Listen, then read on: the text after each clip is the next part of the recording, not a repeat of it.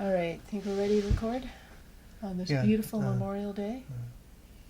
Yeah, it is a beautiful day. It started out kind of stormy earlier on this morning. Yeah. Scared the cats. Yeah. Definitely scared the cats. And pre-apologies, we're recording this in our dining room because, well, I just didn't have enough room where we normally record for everything I needed. Mm-hmm. So I had to do bigger space, so you may hear interesting noise, like I think you can hear the car right there. Alrighty. That would pick up things like the clock, but not the fan. Yeah, weird. Not the ceiling fan. Yeah. Okay.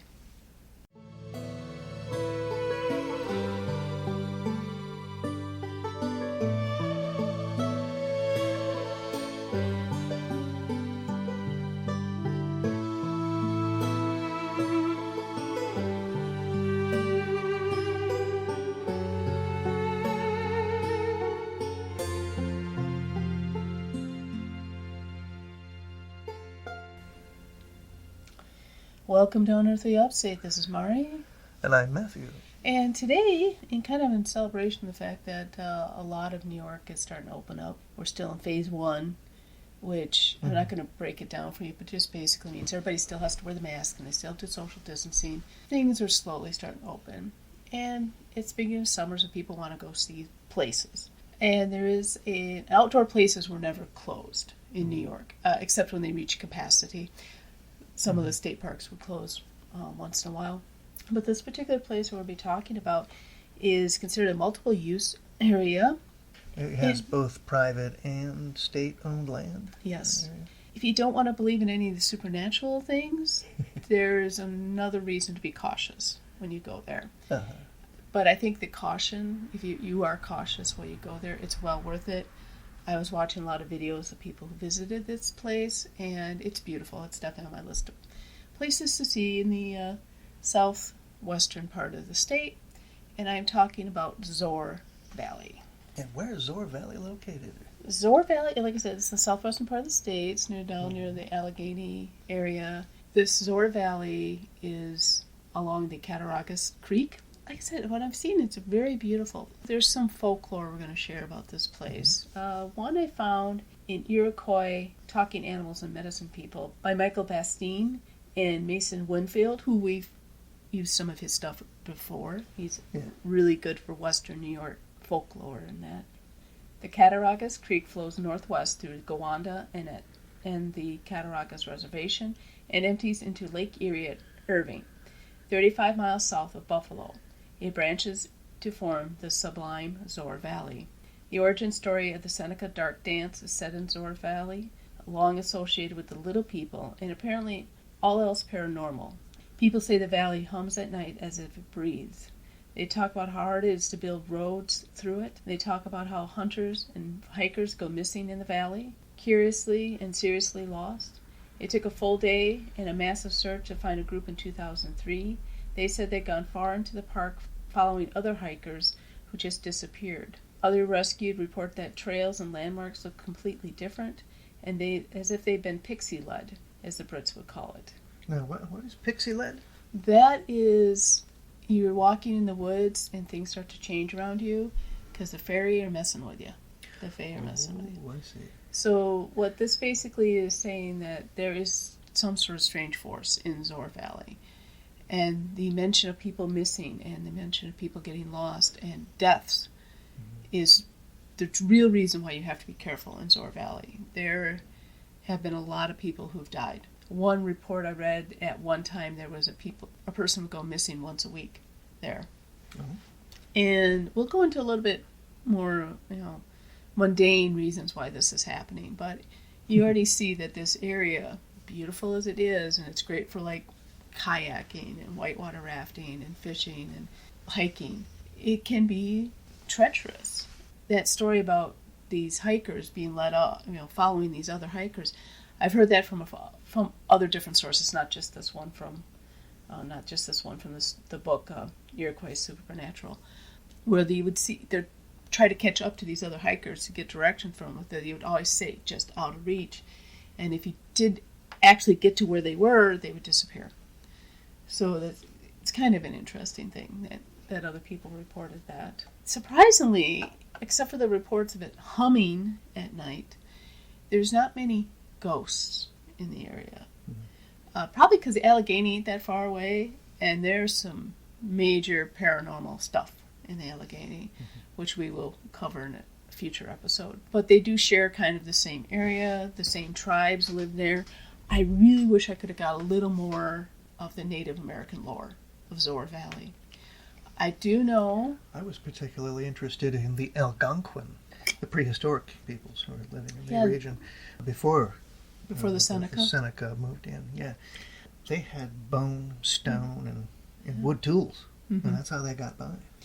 Well, what's interesting about the Seneca, there is a battle. The Seneca had sided with the British during the American Revolution. They were part of the 5 tribes that, when they had that little civil war inside their tribes, they settled with the British. And George Washington sent, I want to say it was Sullivan? Sullivan sound right? He was doing a lot of the campaigns in New York and through Pennsylvania. Have to look it up. Oh, gosh. To be absolutely sure. I think it was Sullivan. Please correct me if I'm wrong, especially all you guys from Stanwix. Please correct. But anyway, he sent one of his generals in to go chase the Seneca. They escaped him by going through Zoar Valley. This is fact. This is not legend. They went through Zoar Valley. Now, is this where they tried to pull another... No. A Oriskany? No. Oh, okay. No. Well, all they were trying to do is to get up to some tribal lands that that were well protected by the British, and they cut through Zoar Valley, and for some reason the British had a heck of a time following them through there. And so that's where they lost them. It was when they cut through Zoar Valley. That one's historical fact. There's nothing supernatural about that, but it kind of shows you, if you don't know the area, it can really throw you for a loop. Not knowing which path they took, the pursuers would have to cover all the trails. Yes. That takes time, and many of those trails are safer than others. Yes, it does. And so, yeah. Okay, but that's really the only Native American legend or story I found associated with it. There was mention that it used to be where they would bury their dead. There was a lot of burial mounds there, which kind of makes sense. We're kind of getting into the mound builder area. The thing that's kind of weird about it is that when they uncovered the Algonquin deposit there, they were able to dig through their trash and find out what they ate. That's one of the first rules of thumb as an archaeologist. 80% of archaeology is digging through other people's trash. Yeah, I know. Exactly. Yeah, but I was interested in that, and how long ago. I mean, it says in the article how many thousand years. Oh, but yeah, the area has been. It's one of those other areas where at that archaeological site they found evidence of giants. Oh yeah, that is one of the other rumors of the area that, along with the burial mounds and everything, that supposedly 13 giant skeletons were found of humanoids that were at least 9 to 13 feet tall. I could not find any backup of this claim. I only heard it in one YouTube video. And of course, nothing to substantiate. Most YouTube videos don't give you a source list to look at. No. I kind of blew that one off. One, we covered the Cardiff Giant, so you can kind of see where that was going. That's for sure.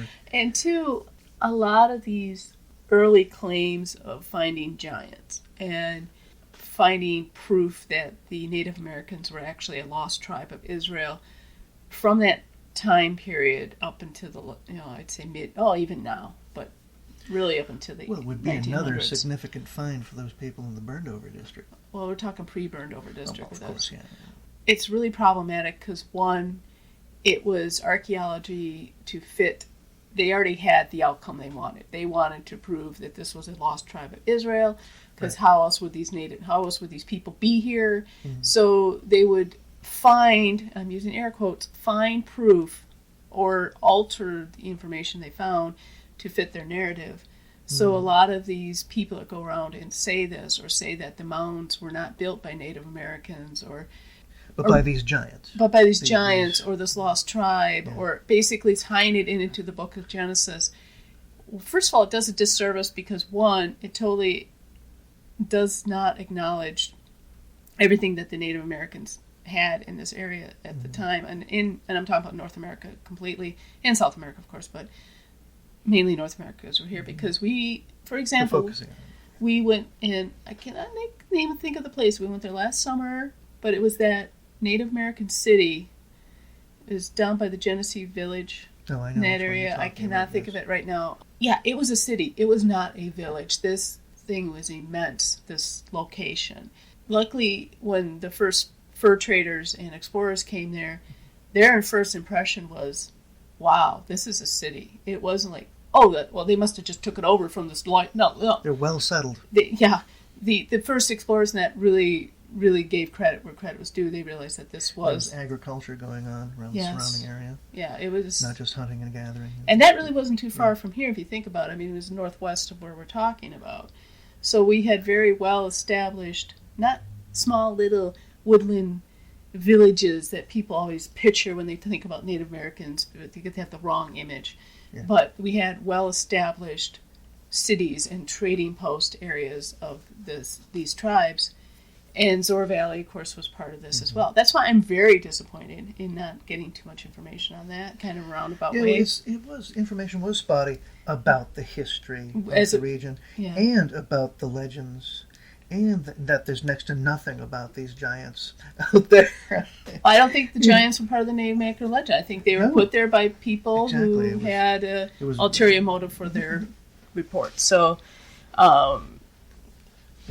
and there's a book I want to read by Jason Cavallo, I think his name is. B.T. Barnum, Well, the book I want to read, kind of related to this, is by Jason Cavallo. I think it's called The Myth of the Mound Builders. It just came out.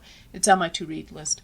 But it goes into the history of how the Native Americans have really done a disservice by scholars in early North America who were so insistent upon proving that these Native Americans had to fit into this one type of narrative. Lost tribe of Israel type stuff. Yeah, and so I can't wait to read his book. It looks to be very intriguing. Okay, that was aside, but let's go back to Zoar Valley. Right. Okay, so there is disappointment there, and maybe when we get down to the Allegheny region, we can stop by the Seneca Museum there and find out some more information. But so moving away from the Native Americans, now we're going to the settlers.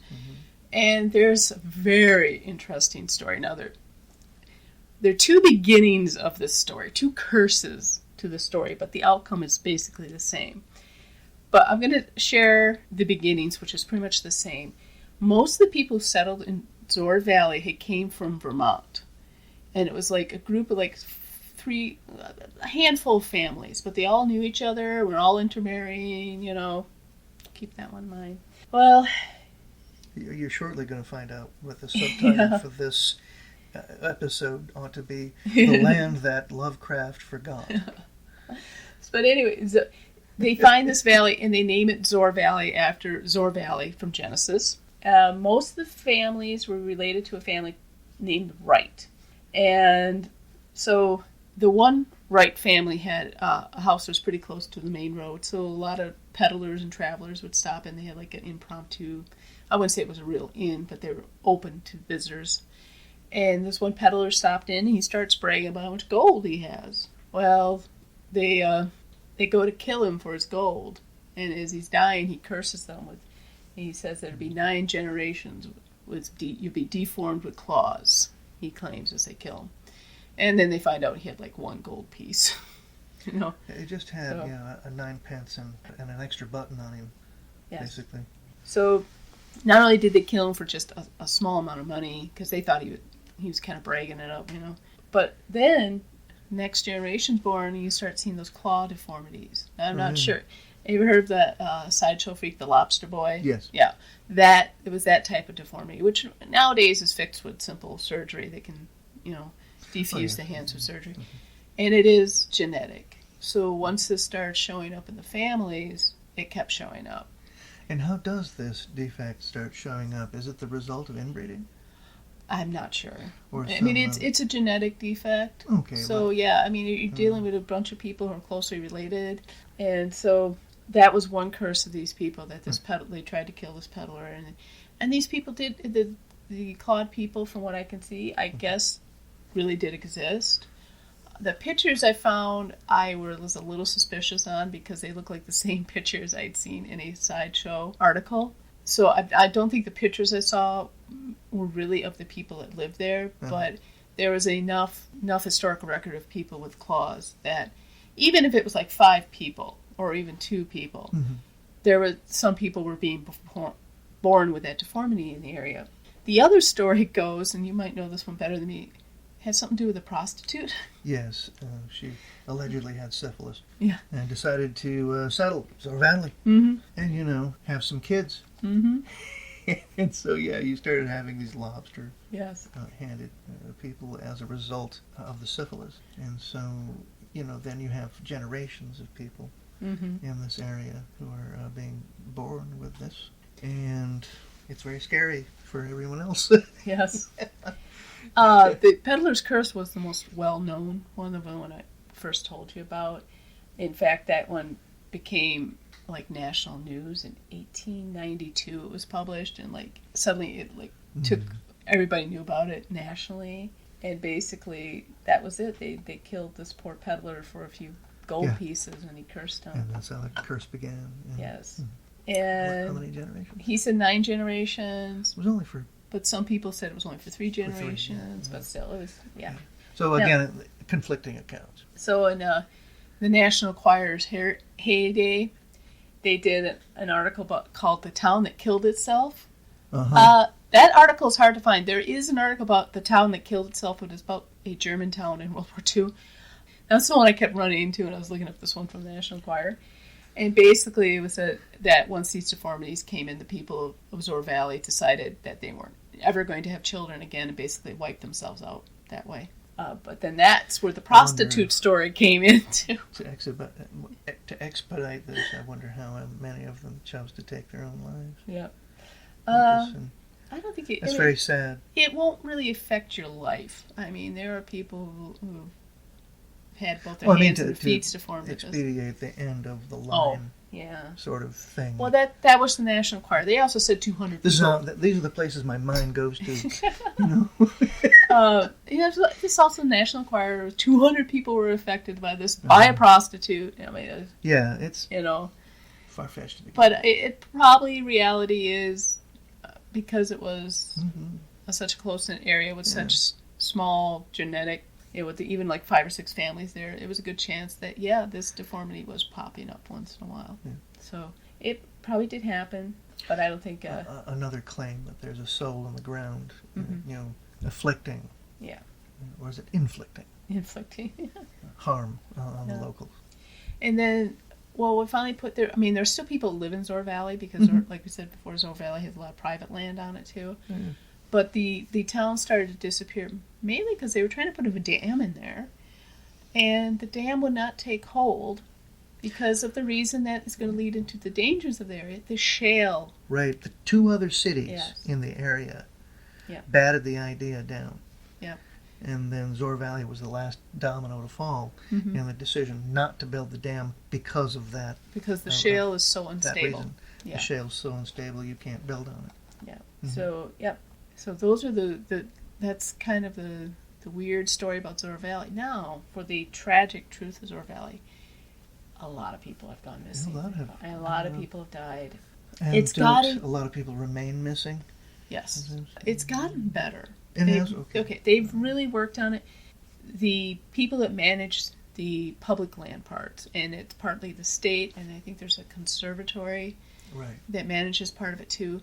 They go out of their way to make sure those trails are marked well. Right. They will, they're out on the trails trying to stop people from going down the wrong paths, especially trespassing. That can be a problem down there as well. But if you stay to your paths and pay attention. So don't start thinking, I'll just cut through this little swath of private land to get to the next patch of... Or if you see a trail that's blocked off, there's a reason for it. I mean, either you're going through private land or the shale or whatever is so unstable right there, you can fall very easily. And that has led to a lot, people said there's... If someone sprays graffiti on the side of the shale wall, challenging your courage as a rock climber, don't accept it. Yeah. Not that sort of thing's down there. Just an extreme example. Stay safe. Stay to the trails. that are clearly marked? Just to give you some example, in 2017, a family was out hiking and the parents died when they fell off a cliff of more than 100 feet high. The children were injured, but they survived, so there's a tragic one. 2016, 2 kayakers were reported missing in Zoar Valley. They were found, thankfully, later that day. In 2013, an 86-year-old fell into the gorge and broke her ankle. Okay. So, yeah. Ooh. 2011, 3 incidents. People either falling, getting missed, or whatever, getting accidents. It's just 2011. One was a 21-year-old who became separated from his friends in Zoar Valley and was reported missing. He's found the next morning, thankfully. 6 hikers were stranded after they became lost. And a brother and sister fell during a hike. The man was hanging onto a tree when he was rescued, and a helicopter sustained serious injuries from a 100-foot fall. Helicopters are used a lot in rescues there. They have to be. And word to the wise, do you have to then reimburse emergency services for that? I don't know. I don't know what the rules. 2010, there was a teacher art named Simon Griffiths died in a hiking accident at Zoar Valley. I believe he's related to, or was related to, the person who started the Griffiths Art Park. Not the Griffiths Park in Rome, the other Griffiths Art Park in New York. And then also a rappel team had to rescue a 18-year-old at the bottom of the gorge after he was knocked unconscious from falling 300 feet. Now, are these accidents off the regularly beaten trail? Not but that's how the trails. But that's how come the trails get so treacherous. That's why they tell people, you may have gone to Zoar Valley 100 times in the past, but it will change. So keep yourself informed. In fact, I could go through more of these. I mean, geez. Never the same park twice? Never, yeah, exactly. In fact, if you go on the DEC website for Zoar Valley, there's a link to the FAQ about it. And it's just basically some questions are your basic ones that you'd ask about any place you go. Is it all private land? No. They talk about the Nature's Conservatory, which owns part of it as well. If I don't see a posted sign, am I trespassing? Probably. But you wouldn't want to roll those dice. Yeah, you don't want. Can I park anywhere? No. Can I camp? No. It's basically, so it gives off, like a lot of them you see, like they're talking about you can take your dog with you, but dogs get lost there too, so make sure you keep them on leash, because I see that a lot when we go walking in a lot of places when people bring their dogs. They don't see a lot of people around, so they let their dog loose on a leash, and that's kind of really bad because, one, that dog gets a sniff of something, takes off, you may lose your dog. Yeah. That dog may come running at somebody, and that person might be deathly afraid of dogs, and they may lash out at the dog, and then you have a problem. Or that dog may get scared and attack somebody. So people, even if you're out in the woods, keep your dogs on leashes. I mean, it's just, protect your pet, basically. I mean, you may have the sweetest dog around, but there could be a situation where that dog may have to not be the sweetest dog in the world, They're members of your family, not anybody else's, and when your dog encounters members of someone else's family, it can get ugly. It goes into a lot of things, and things are changing. They're constantly, so they always ask people to go and check this out. But it's very interesting how they take care of it. There has been push lately to make it a state park. So it'd be put more into control of the state, and I think that would bring more safety things into it. And not this patchwork of, Well, I think the patchwork would still be there. I mean, there's some state parks you go into have got kind of weird shapes to them, but due to the private land and everything. But I think where it came from trail safety and that, even though they've really done a good job since 2011, the amount of people disappearing and dying has dropped down considerably because of the volunteers that go out there and help out. So thank you very much to those volunteers to go out there. And the main thing, you can only do so much to guarantee people's safety. Yes, yeah. So I'm not trying to scare people off this place, because like I said, with YouTube videos I've seen people enjoying it. It's gorgeous. I want to go out and see it. There's like it is beautiful. It's a lovely country. There's parts in there that haven't been really explored too well, at least from what I can see. Like there's old structures back there and everything, so that are on public land. You can go visit them, and so I don't want to scare anybody off, but it is probably one of our more dangerous areas to visit if you're not paying attention to basic safety. I mean, take a cell phone with you. Tell somebody where you're going. Tell them which path you're planning to take. Make sure you're wearing the right shoes. Make sure you bring more than just yourself out on the hiking trail. I mean, last time I went out on a hike, I had my lunch with me. I had EpiPens. I had a backpack. It was just full of stuff. Like, what if something happened when I was out there by myself? Basically, Absolutely. A little first aid kit and that. Don't be ashamed to bring that stuff. Being a first time out on the Thousand Islands. Exactly. It's new country up there for us. Mm-hmm. Well, it's new to us. Yeah. I mean, I wouldn't bring that stuff if I was walking down the Erie Canal here, because, except maybe the EpiPen. But, Yeah. But that was my first time walking those trails, so I didn't know what to expect. If I go back, I want hiking shoes.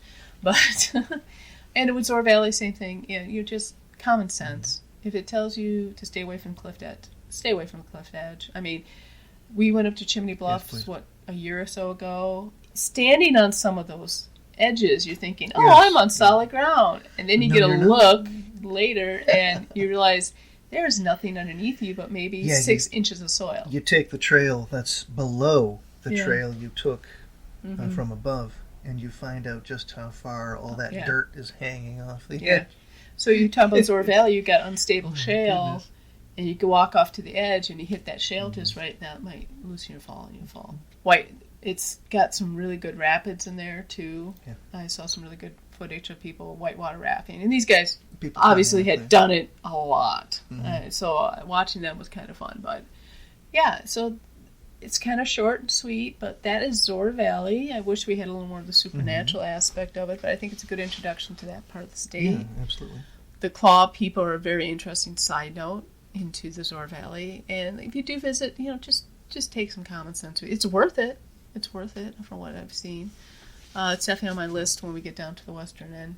Yes. Finally, because we haven't seen anything on the southwestern part yet, and there's a lot down that area. I mean, there's the Allegheny State Forest. There's the Lucy and Desi Arnaz Museum. That's now there are other things to see. There's some great stuff area. down there. Yeah. And the Lilydale's down there too. I think Lilydale's on our list to do as well. And you want to talk about spiritualism, you got to mention Lilydale. So that's definitely down there. Okay, so this one's a little shorter. Enjoy your post-Memorial Day celebrations. Absolutely. Some people have took the week off already last Wednesday. Yeah. Anyway. And some of us are basically like, well, I'm working from home anyway, so what's the point? Exactly. That's kind of... the only difference between what I've been doing for work and today is the fact I don't have my computer open the entire time checking emails. Yes. That's pretty much it. And if you're listening to this in the States, we hope you had a safe Memorial Day. Yeah. And for Terry Pratchett's fans, happy glorious 25th of May. And Towel Day for everyone else who's a geek. For everybody. Okay, for everybody. But by the time you hear this, it's all past, but that's when we're recording. Right. All right. Thank you for listening again to our Ghastly Podcast. Bye. Bye-bye. Thank you for listening to Unearthly Upstate. You can find us on Facebook, Twitter, Instagram, YouTube, Patreon, and on our webpage. We are also on Apple Podcasts, Spotify, Spreaker, Stitcher, Podbean, Google Podcasts, and CastBox. Please like, share, and review on your favorite platform. Unearthly Upstate is an Animator Liar production. The show is produced by Mari and Matt Manette, with purring provided by Honey and Lloyd. Research and writing by Mari Manette. Music is by Kevin MacLeod, licensed under Creative Commons Attribution 3.0 license. Unless otherwise stated in the episode, the places mentioned in the broadcast are not paid or contact us for any type of promotion. Please check out our webpage for credit and sources for the episode. Thank you.